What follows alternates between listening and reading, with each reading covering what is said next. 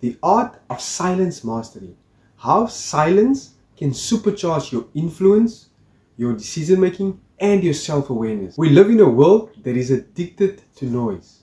Constant emails, constant notifications, endless conversations. But what if true power is not found in speaking more, but in silence? Most people associate silence with weakness, lack of confidence, or awkwardness. But in reality, those who master silence command respect. Consider the most influential people in history.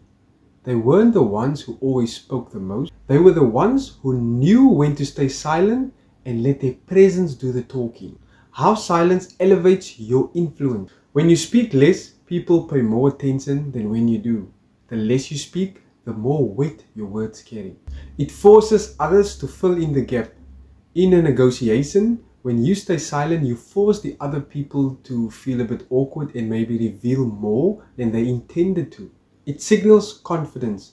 Insecurities demand constant validation. But true confidence doesn't need to prove itself with unnecessary words.